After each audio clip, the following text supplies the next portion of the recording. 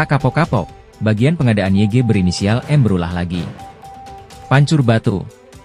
Belum lama ini maraknya berita viral terkait dugaan tindak pidana korupsi di RSUD Pancur Batu, seperti IPAL tidak mempunyai izin AMDAL ataupun UKL-UPL dan dugaan tindak pidana korupsi lainnya. Bahkan sudah ada juga seorang warga membuat laporan dugaan tindak pidana tersebut atas nama Dumas ke Kejatisu.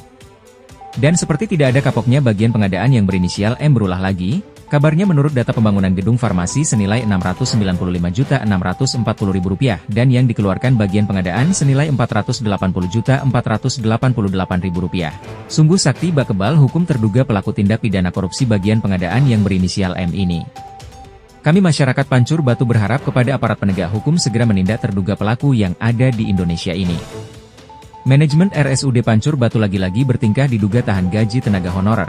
Padahal dari Dinas Kesehatan Kabupaten Deli Serdang belum lama ini lakukan sidak dan monitoring ke RSUD Pancur Batu untuk dilakukan evaluasi kinerja. Kami hanya menuntut hak gaji kami yang belum cair hingga sekarang. Jika Sali seorang honorer, I juga mengatakan kalau gaji yang terdaftar Rp3.500.000 akan tetapi yang diterima pegawai honorer rumah sakit hanya Rp2.700.000. Kemana sisanya? Kepada wartawan I bercerita di seputaran RSUD Pancur Batu. I menerangkan diduga ada unsur kesengajaan penahanan dari seorang staf keuangan berinisial Ros menahan gaji puluhan tenaga honorer terkait kepentingan tertentu. Terkait hal ini, Direktur RSUD Pancur Batu Herlina masih irit berbicara dan sengaja bungkam gagal terkonfirmasi wartawan.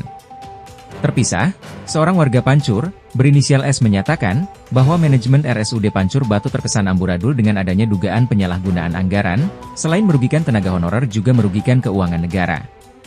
Dari itu menurutnya aparat penegak hukum layak mengusut anggaran RSUD Pancur Batu. Ya benar kami telah membuat dumas terkait dugaan adanya tindak pidana korupsi RSUD Pancur Batu ke Kejatisu, ditegas I.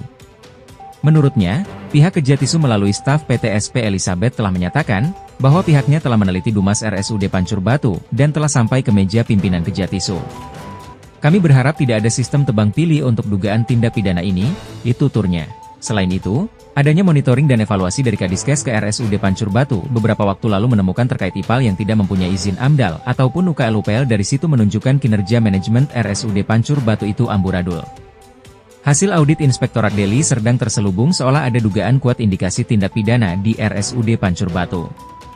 Dari itu aparat penegak hukum dinilai layak mengusut dugaan penyelewengan anggaran RSU Pancur Batu ini, jelasnya.